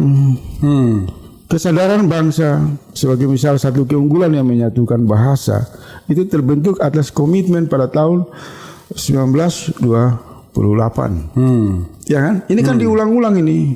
Saya juga merenung juga apa ini? Ini kan cikal bakal pembentukan persatuan kebangsaan. Selalu bilang bahasa yang bisa menyatukan kita, maka rasa kita sama, sudut pandang sama, maka diperlukan kesetaraan. Tapi bagaimana membawa ini ke dalam struktur yang disebut sentralistik?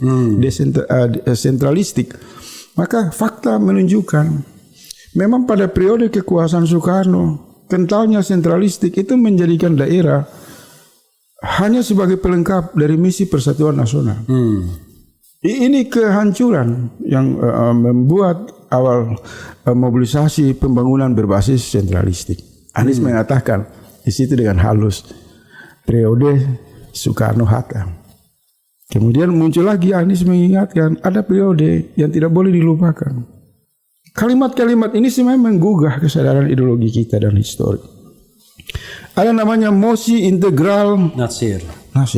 Kenapa nama ini disebutkan? Sebenarnya kan Pak Anies ingin mengatakan bahwa kekuatan baik di Pulau Jawa maupun di luar Jawa itu harus bangkit. Dalam kesadaran kolektifnya bahwa ketiga memilih desentralisasi otonomi daerah karena pernah kita memasuki orbit krisis dalam penemuan watak sistem negara pada masa tahun 50-an. Di mana nyaris hampir kita bergeser ke federal. Kan kalau bicara mosi integral itu penghalusan saja, tapi dinamika di tahun 50 itu kan muncul Permesta, RMS, daerah-daerah yang meminta hak mereka karena kekhawatiran terhadap praktek watak sentralistik Soekarno. Dan ini semacam pemantik kesadaran dengan realita yang tersedia kita berada di zona di ruang negara desentralisasi. Kemudian bicara lagi, kalau tidak salah 557 ya. Juanda. Ya, deklarasi Juanda tahun 57. Desentralisasi di era Jokowi ini hampir membuat seluruh daerah tidak memiliki kewenangan dalam pengertian idealnya otonomi daerah. Orang itu disuruh hanya 3 mil untuk berburu ikan. Dan tidak tumbuh industri strategi perikanan di berbagai basis masyarakat pesisir. Sebenarnya Anies mengingatkan kita, buat apa ada periode yang sangat bersejarah pada era yang disebut perjanjian Juanda menyangkut maritim kita. Deklarasi Juanda. Tapi hari ini kita hidup dari sebuah proses reformasi yang menghasilkan desentralisasi, tapi hak-hak tata kelola potensi ikan dan laut sama sekali terabaikan. Jadi ini semua berjalan. Nah, kemudian ini saya ikuti dari rangkaian pidato atau visi atau apa yang disampaikan oleh Pak Anies. Kemudian saya merenung. Saya kan orangnya nggak tertarik ketika dia bicara komoditi dengan memberi contoh-contoh yang detail. Itu kan dalam rangka hanya untuk memperkuat argumentasi dari anatomi besarnya. Tapi saya lebih lihat anatomi ini. Perubahan ini menurut saya yang saya tangkap dari berbagai perbincangan Pak Anies lewat forum-forum penyampaian visi misi itu, saya tangkap, mungkin saya salah. Kita ini perubahan harus mengembalikan kepada kesadaran arus besar sejarah pembentukan negara. Kedua, struktur negara di hari ini sudah terbelah menjadi dua, sentralistik dan desentralisasi. Dan desentralisasi pada hari ini hanya menjadi penonton terhadap pertunjukan kekuasaan sentralistik rejim Jokowi. Apa yang terjadi di Kalimantan, terjadi di Papua, terjadi di berbagai daerah, kita akui tidak ada desentralisasi. IKN itu kudeta, pendekatan politik sentralistik. Itu menyakiti seluruh rakyat yang berada pada konsensus desentralisasi. Bagaimana seorang presiden bisa langsung saja dengan kekuasaan yang dia miliki karena menaklukkan partai politik, menaklukkan parlemen, kemudian menggolkan IKN misal. Itu sentralistik. Cara yang sama dipakai oleh Soekarno dan Soeharto. Anies diam-diam mengipas itu dengan berbagai contoh-contoh. Yang ingin dia katakan ada kesenjangan dalam praktik dua pendekatan politik ini. Harus diakhiri. Maka sentralistik yang tepat itu adalah menjadi penyangga kuat menjaga kedaulatan nasional, merespon terhadap dinamika internasional. Tetapi negara yang bagus harus mengembalikan semua kemandirian itu pada konteks desentralisasi. Kenapa? Dengan desentralisasi kuat maka dia menjadi penyangga bagi pembangunan nasional. Nah, di Rempang itu matinya desentralisasi. Matinya otonomi daerah. Seolah-olah hadirnya Batam, hadirnya bupati, hadirnya gubernur itu hanya menjadi perwakilan dari kepentingan kekuasaan yang sentralistik. Nah, saya lebih suka bicara anatomi ini daripada isu-isu yang menyangkut komoditi, investasi, utang. Saya nggak terlalu tertarik. Karena postur ini kalau kita pahami, maka kita bisa memasukkan energi ini ke dalam gerakan perubahan. Bro. Tapi penonton kita kalau terlalu abstrak juga agak bingung dia. Karena itu saya akan konkretkan lagi. Coba abang ulas itu ke dalam dengan pertanyaan tadi, ya kan? Selalu Anies merasa ragu rasanya untuk disebut antitesis pemerintahan sekarang. Padahal kalau kita mau bicara kan baik Ganjar maupun Prabowo kan tidak bisa diantitesiskan. Karena mereka juga belum jadi pemerintahan. Kan biasanya kan antitesis itu kalau lawan incumbent. Ini kan newcomer semua. Perkara kemudian ada pekerjaan sebelumnya di Jawa Tengah, di Kementerian Pertahanan. Tapi itu tidak bisa dikatakan sebagai sebuah tesis dan antitesis.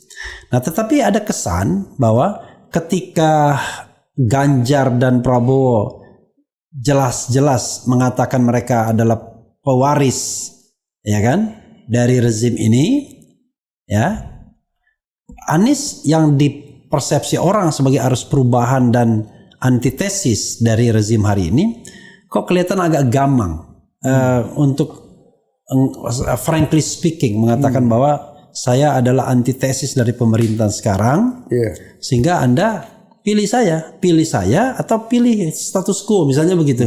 Tidak pernah terucap di Anies hal seperti itu, seolah-olah dia ragu untuk berbenturan dengan Presiden Jokowi. Abang tanya saya itu. Iya. Itu sebenarnya permainan kata-kata saja, Bang. Iya. Jadi memang dalam politik itu kan ada namanya diplomasi. Kalau di level kelas menengah bawah mereka menuntut hitam putih. Iya. You benci Jokowi atau you dukung Jokowi, kan begitu. Iya.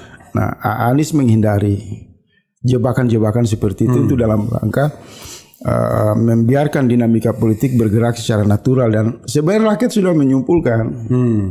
Bu Anies sebenarnya justru membutuhkan rakyat yang teriak. Bu Anies itu antitesa Jokowi, Anies itu berbeda dengan Jokowi, Anies itu kebalikan dari Jokowi. Biarkan suara itu datang dari rakyat, bukan dari Anies sendiri. Bukan dari Anies. Kalau saya nangkap seperti itu, dan itu ciri diplomasi politik yang bagus untuk menghindari. Tetapi di waktu yang sama juga Anies itu juga melihat ada tanggung jawab. Sekalipun kita menganggap Jokowi itu salah, Jokowi buruk, mungkin Jokowi pembohong, dan itu sudah fakta seperti itu. Tetapi sebagai manusia, mungkin dalam pandangan keimanan Pak Anies, dia juga harus dibuat ruang keinsafan. ruang pemaafan. Mungkin dia bisa dapat hidayah. Mungkin tiba-tiba di ujung-ujung mau pemilu, Pak Jokowi keluar dengan peci putih di depan rakyat. Kita tidak tahu. Atas kehendak Allah, atas gerakan spiritual yang kuat, mengatakan, wahai rakyat Indonesia, saya mohon maaf, selama ini saya berbuat salah. Sebenarnya hati saya untuk Pak Anies. Kita nggak tahu. Nah, di sini saya lihat Pak Anies hati-hati. Dia tidak boleh mendahului membuat kesimpulan posisi berhadapan dia dengan Jokowi. Dia masih mengirim doa-doa, harapan-harapan yang diajarkan oleh Islam. Memang tidak boleh prasangka. Maka saya juga tidak mau masuk jebakan terlalu jauh juga, Bang. Oke. Doa-doa ini penting juga. Oke. Satu pertanyaan sebelum kita bergerak kepada tim kapten tim Anies tadi, Amin ya. Yaitu soal religiusitas, ya, religius dan religiusitas. Spiritual. Ya, spiritual tuh beda lain kalau karena kan yang kita inginkan itu masyarakat yang religius, bukan masyarakat yang spiritual. Karena kalau spiritualitas itu sifatnya di dalam diri, tapi religius itu adalah sebuah lingkungan. Kita tahu sila pertama kita ketuhanan yang Maha Esa, dan itu bisa mengakomodasi semua agama dan kepercayaan, apalagi Islam. Tetapi yang saya agak sedikit memberikan catatan dari semua pemaparan Anies misalnya, apalagi Prabowo dan Ganjar, tidak sedikit pun mereka menyebut soal mengupayakan masyarakat yang religius. Karena gini, kan kalau kita bilang masyarakat yang religius, gombal. Padahal saya masih meyakini ya secara idealistik bahwa sebuah masyarakat yang religius itu akan menjadi energi untuk humanisme, untuk persatuan dan lain sebagainya, untuk demokrasi dan untuk keadilan. Jadi kita membacanya gini. Pancasila, sila pertama itu menghendaki religiusitas. Dengan religiusitas itu maka Anda akan menjadi humanis, ya kan? Akan menjadi energi persatuan, energi kedaulatan, dan energi untuk keadilan. Tapi inti tentang religiusitas ini nggak pernah disinggung. Ditunjukkan oleh Prabowo dan Ganjar. Apalagi ya, padahal kita ingin bahwa masyarakat Indonesia the first place harus masyarakat yang religius. Karena Anda bicara tentang apa kemarin tauhid. Nah, kalau dia jadi masyarakat yang religius, maka tujuan-tujuan pembangunan, tujuan-tujuan kemanusiaan, persatuan itu mudah. Karena manusianya sudah takut kepada yang maha kuasa, mau berbagi, mau bayar zakat, mau bayar pajak dan lain sebagainya, nggak mau ngerampok, nggak mau berbohong dan lain-lain. Berbohong aja nggak mau, apalagi korupsi. Tapi bagian itu tidak pernah disentuh. Jadi kedua tokoh ini nyaris tidak pernah menampilkan sisi itu, sisi religitas itu kan. Tapi Anies juga tidak mention itu secara langsung. Kalau Anies kan sudah terlalu banyak. Misal hampir semua pertemuan di ruang publik itu kan salawat, baca doa, kan. Jadi mungkin kalau di ruang mungkin verbalnya saja yang tidak terlihat. Kalau saya sederhana, kan di awal kita diskusi Abang dah. Faktor psikologi ini menyandra orang. Nah, kita lihat anatominya atau lihat aspeknya yang sangat. Kenapa mereka tidak, Ganjar, Prabowo tidak menampilkan sisi keagamaan? Kita sederhanakan bahasa, sisi nilai-nilai keagamaan, pesan keagamaan, sikap keagamaan. Ya karena tadi itu kalkulator.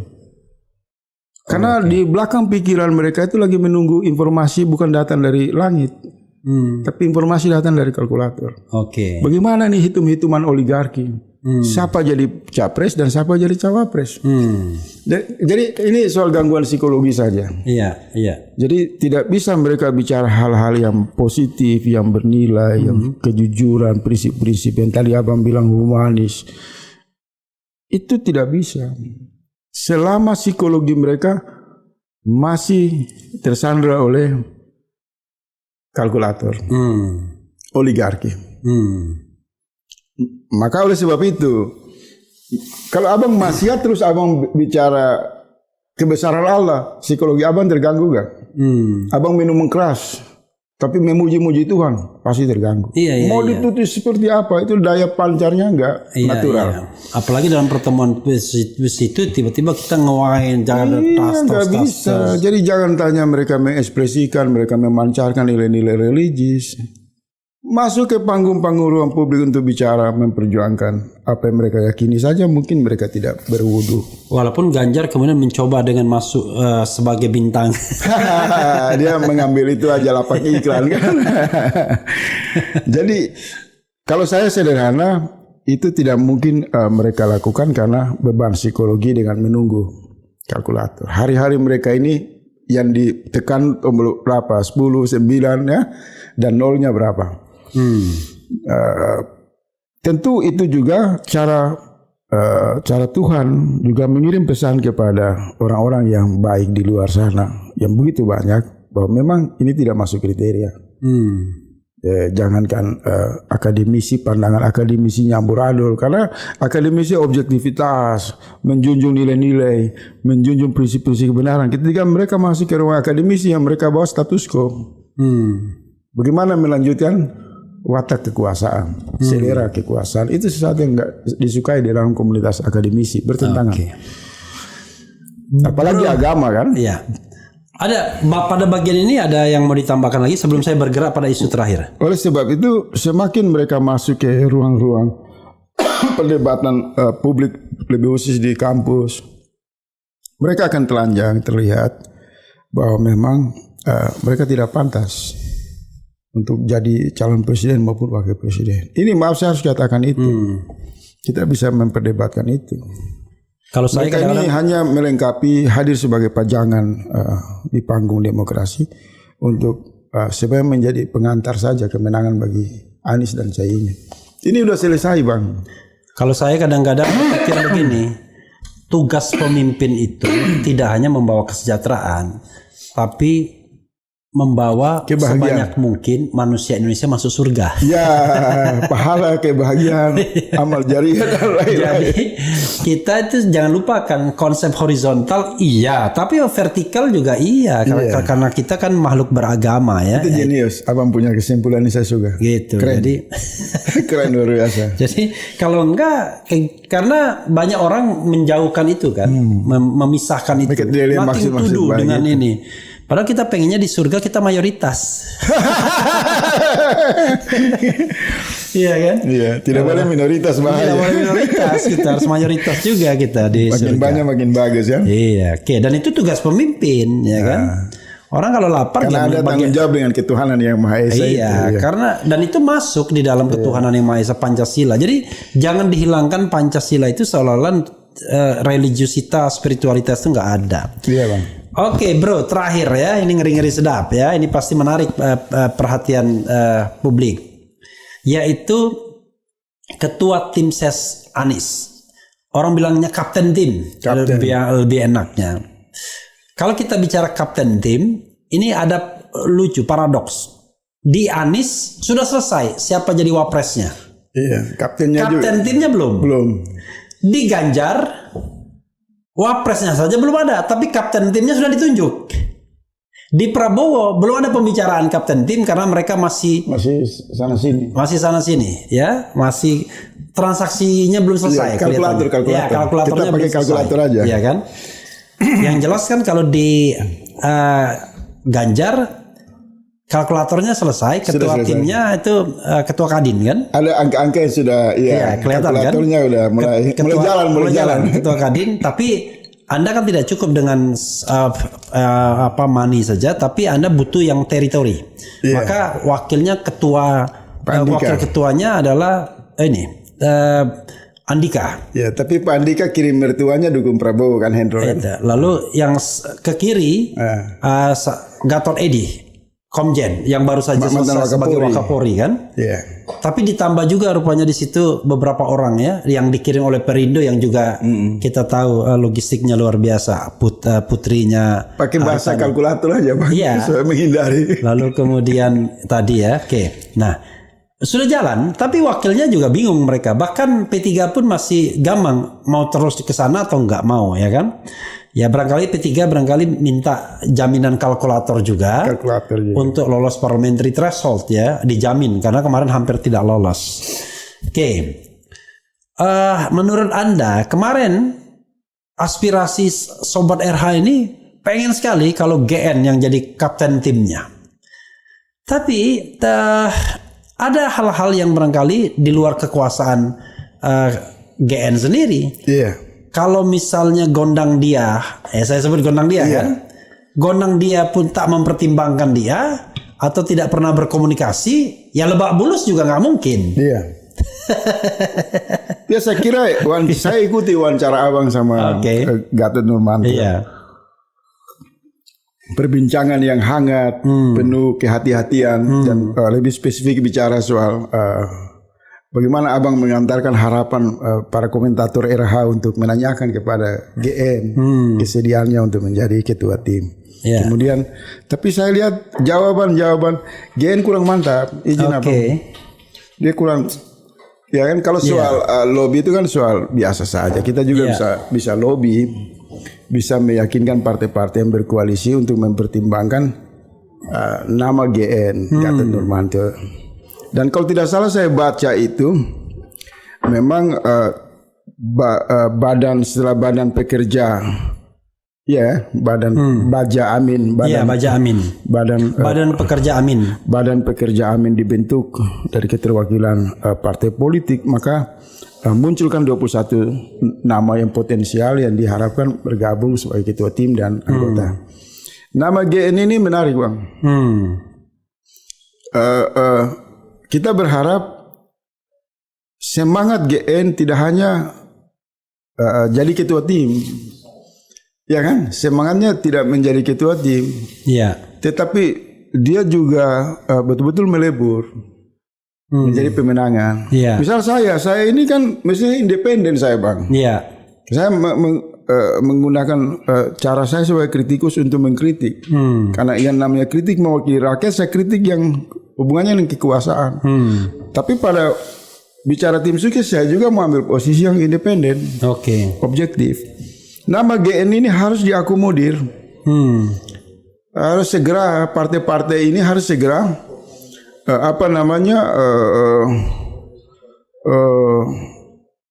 mengundang selain Pak Gatot, beberapa nama yang menonjol di ruang publik itu bisa diajak untuk silaturahim, untuk saling menyamakan persepsi. Karena kalau saya lihat, saya setuju bahwa GN sangat sungguh-sungguh, cuma masih membutuhkan proses komunikasi saja. Cuma ada beberapa nama juga selain GN yang kita anggap menarik. Saya justru lihat begini, abang, semangat gerakan perubahan itu salah satu anti korupsi. Karena dalam praktek kekuasaan Pak Jokowi ini kan kasus-kasus korupsi ini udah sangat menggila, maka rakyat itu marah. Calon presiden kita sangat anti korupsi, calon wakil juga anti. Maka ketua tim itu juga diberikan kepada orang yang berani, di dalam punya pengalaman penegakan hukum. Bisa abang dong. Orang kayak abang, saya pribadi. Dan beberapa suara yang muncul di ruang publik kan banyak mengidolakan abang. Abang masuk dalam orbit yang diperhitungkan untuk sebagai ketua tim. Tapi ada satu nama, izinkan abang dah. Mungkin saya salah kalau ini dikoreksi. Abraham Samad ini menarik, abang. Ini harus secara terbuka mantan ketua KPK ya. Karena saya baca di media sosial itu namanya juga selalu muncul. Ini kalau kasih Abraham Samad ketua tim, wah, satu dia independen, di masa lalu dia punya karya-karya penegakan hukumnya bagus, dibilang anti korupsi kan. Kemudian orangnya ini pemberani. Nama-nama seperti ini segera. Cuma kan kita tidak tahu apakah Nasdem, PKS, kemudian PKB, Anies dan Caimin bagaimana ini formasi ini. Cuma saya dengar kabar ini belum finalisasi. Masih 1 bulan lagi. Tapi saya pribadi menjagokan Abraham Samad. Mudah-mudahan didengar oleh pengambil keputusan di lingkaran Caimin dan Anies. Kita balik ke histori dulu. Waktu 2014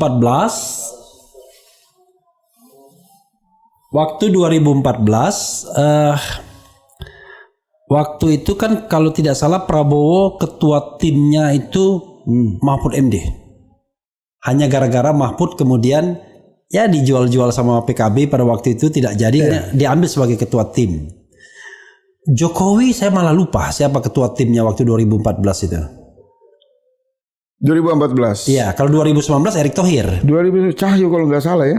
2004. Cahyo Kumolo, Bang. Nah, 2019 kalau tidak salah. Erick Thohir udah mulai tuh. Iya. Ya, kalkulator udah mulai main tuh. Kalkulator. Iya kan? Gitu. Tapi di 2019 di Prabowo kalau tidak salah Joko Santoso. Iya. Iya kan? Terlihat tuh. Abang mau bilang sipil militer gitu. Bukan. Saya lihat bahwa kalau 2019 kelihatan betul kalkulator tuh main. Iya. Ya kan? Tapi di Prabowo nggak main tuh kalkulator kalau Joko Santoso ya. Iya. Nah, jadi kalau misalnya kita put Abraham Samad misalnya. Iya. Kan biasanya variabelnya dua kelihatannya. Either dia punya jaringan yang kuat, misalnya jaringan militer, jaringan kepolisian, atau dia memang punya finansial yang kuat. Entah itu dia diri sendiri atau karena dia perwakilan kalkulator kan begitu. Iya. Nah, maka dia sahlah menjadi ketua tim. Seperti misalnya ET kan. Padahal wakilnya Muldoko pada waktu itu. Jadi Muldoko cuma dijadikan wakil. In this case Andika cuma dijadikan wakil, ya kan? From the oven padahal sebagai Panglima TNI. Kalau misalnya kita masukkan nama GN, sebenarnya ada satu sisi dia udah kena, yaitu sisi punya jaringan militer sebagai Panglima TNI. Iya. Kalau masukkan Abraham Samad, kelihatannya Anda ingin mengandalkan image. Tidak juga Ya. Abraham Samad ini jadi begini, mitos tentang saya berusaha mengkritisi mengkritisi. Saya setuju itu. Iya. Begini Abang Da, saya bisa menangkap dari pikiran Abang Da itu menggarisbawahi bahwa mitos kalau orang ketua tim itu dia harus membawa kekuatan logistik, punya jaringan dengan kelompok pengusaha, punya akar yang kuat. Itu sebenarnya nggak penting. Oke. Jadi ketua tim ini adalah orang yang memiliki keberanian dulu. Sedikit bicara berani, dan ketiga bicara konstruktif.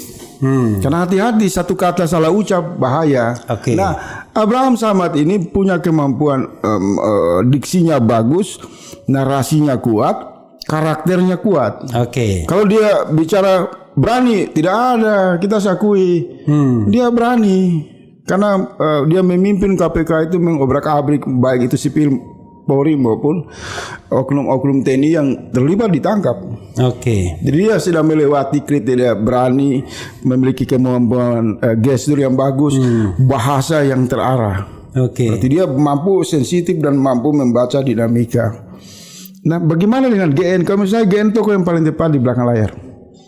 Oke. Dia harus masuk di penasihat tim. Oke.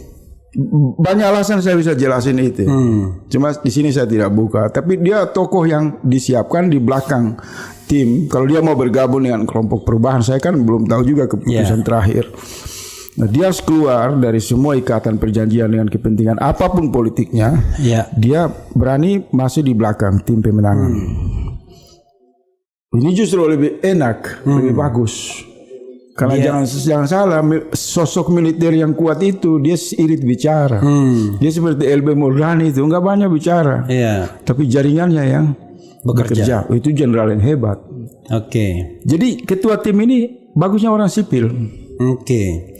Nah, kalau diambil misal begini Abang, sekarang kan jadi masalah. Kalau diambil dari Nasdem kan tidak mungkin. Semua partai nanti kemudian bias jadinya. Jadi bisa bias. Saya mau usulkan saja begini. Sebenarnya Bang RH bisa mungkin lewat akses yang tersedia bisa mengusulkan selain kalkulasi datang dari partai politik, maka untuk menjadi objektif Anies dan Caimin juga harus membuka ruang. Tidak boleh melibatkan orang partai, tidak boleh melibatkan lingkaran dekatnya. Tapi dia melibatkan partisipasi publik aja, dia lihat. Karena suara-suara yang muncul misal menjagokan misal GN, polling AS, dan polling dia cukup mengcapture dengan hati nuraninya, dengan pikirannya yang jernih. Karena kalau salah memasang orang bahaya. Jangan sampai kemudian kita berpikir tentang pembagian kekuasaan padahal menang aja belum. Menang belum. Kan gitu Pak. Iya. Jadi harus dicari orang yang petarung, yang sungguh-sungguh, yang tulus, yang ikhlas. Dia punya kekurangan, tim melengkapi. Misal saya konstruksikan, saya jagoan abang. Iya. Orang mengatakan, RH nggak punya pengalaman, saya datang menutupi kelemahan abang. Akan datang lagi. Tetapi abang ini kan bukan sendiri. Abang berdiri sebagai perwakilan dari gabungan 3 partai politik dan harus dukungan jutaan orang. Maka seorang RH yang berdiri sebagai kapten pemenang Anies dan Caimin itu adalah satu tokoh yang punya modal besar. Untuk bahasa de factonya, abang itu presiden transisi. Jadi kalau posisi abang itu sama dengan Jokowi. Iya. Kalau Jokowi mengantarkan Prabowo dan Ganjar, maka kapten pemenangan Anies Caimin dalam kedudukan moral psikologinya harus sama dengan Jokowi. Oke. Dan dia mau mengantarkan 2 tokoh terbaik ini menjadi presiden dan wakil presiden. Oke, kalau dilihat dari pembicaraan Anda, kapten tim itu pertama jangan diupayakan jangan berasal dari arus itu, ya, 3 partai itu. Kalau 3 partai ini yang pilih, saya mau kasih ingat, nanti mereka pilih berdasarkan bahaya, bisa terjadi penyelundupan kalkulator. Iya. Bisa macam-macam. Udahlah, Nasdem, PKS, PKB untuk wilayah ini tidak usah. Saya harus bicara ini terbuka. Bagaimana kalau seandainya kelompok yang dekat dengan lingkaran Pak Anies juga ada 1-2 orang yang merasa dekat juga jangan bisi-bisi. Lingkaran Caimin misalnya. Semua itu. Mas kemarin yang dijagokan itu termasuk misalnya Akil Siraj misalnya. Ya itu kan ada tarikan-tarikan emosional. Ya, saya ini kan begini bang. Biasa sedikit juga kan kemampuan saya ini kan di atas intelijen. Oke. Jadi kalau kelas intelijen di Indonesia saya nggak hitung lah. Ya. Di ASEAN saya nggak hitung juga. Ini saya bukan sombong. Dalam pengertian naluri dan pengetahuan melacak. Ya. Jadi kalau nama-nama ini muncul, ini ada perbincangan. Ya. Saya punya metode untuk memahami itu. Menurut saya Pak Anies dan Caimin ini menempatkan beberapa nama kemudian istihara. Istihara aja. Kalau saya ingatkan, ketua tim ini bahaya. Kalau dia mau menghancurkan calon, cukup dia bicara selesai 2 kali 3 kali salah, blunder semua. Syarat orang menjadi ketua tim, orang yang tidak tergoda untuk masuk ke televisi. Orang tidak tergoda di telepon pers langsung bicara. Orang yang tidak dikasih mic langsung orasi. Orang yang tidak tergiur dengan janji kekuasaan. Orang yang sungguh-sungguh membaca suasana kebatinan rakyat. Apalagi yang diperjuangkan perubahan. Maka dia harus punya hati yang tulus, hati yang bersih. Dia mau mendengar senioritas. Dia mau rendah hati. Dia mau dengar. Dia punya kecerdasan emosional. Dan kalau bisa ibadahnya jangan putus. Begitu dia diangkat sebagai ketua tim, dia harus perbanyak tahajud. Dia harus perbanyak zikir. Dia harus perbanyak. Luar biasa. Kekuatan spiritual ini yang abang bilang tadi. Iya. Akan membimbing dia. Akan membuat dia tenang. Karena yang dia perjuangkan adalah nasib orang banyak. Bukan karena action saja, bukan karena dia mau panggung. Dia mau sesuatu yang popularitas. Kalau itu yang dicari bahaya itu. Jadi cari tokoh yang mungkin tidak dikenal publik atau sudah dikenal publik. Dan menurut saya sudah periksa Bang Abraham Samad. Saya harus jujur apa adanya Bang. Ini spontan saya periksa ini. Atas bawah hati ini saya tahan dada. Ini orang cocok jadi tim pemenangan Anies Caimin. Kalau datang lagi gabung RH, gabung GN, gabung Faisal Sagaf, kita selesaikan ini. Ini masalah kecil. Sudah tinggal mobilisasi rakyat, kasih semangat menang ini kok. Jalan kemenangan terbuka lebar. Sudah mau berakhir. Iya, statement penutup, silakan, bro. Rangkum 4 tema kita tadi. Ya, saya mau mengatakan kepada seluruh orang-orang yang terjebak dalam pesona palsu kekuasaan Jokowi dan dansa-dansi politik Mega maupun Kaesang, yang kemudian juga ambisi-ambisi palsu yang sementara diusung oleh Prabowo dan Ganjar, berhenti untuk mengusung kelanjutan yang disebut status quo. Karena status quo, kata kelanjutan itu sudah melukai jutaan rakyat. Terjadi di Rempang, terjadi di Wadas, terjadi utang luar negeri, terjadi aneka kerusakan kebijakan di Republik ini. Kata kelanjutan adalah kerusakan, perwakilan dari praktek kekuasaan yang keliru. Kita harus berbesar hati. menjauh dari pusat kekuasaan, dari bunga-bunga demokrasi, bujukan-bujukan atau lapak-lapak politik Prabowo, Ganjar dan lain-lain ini. Mari bergabung di arus perubahan.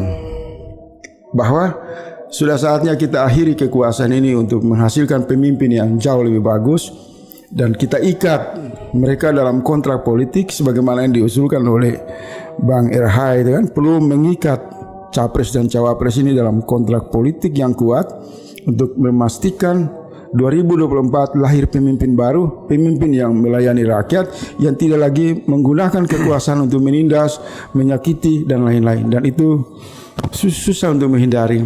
Rakyat yang semakin banyak bergerak mengatakan Anies Caimin dengan segala kekurangan mereka, insya Allah diharapkan untuk memenangkan Pilpres pada 2024. Semoga Allah merestui, semoga rakyat tetap kompak dan solid. Amin.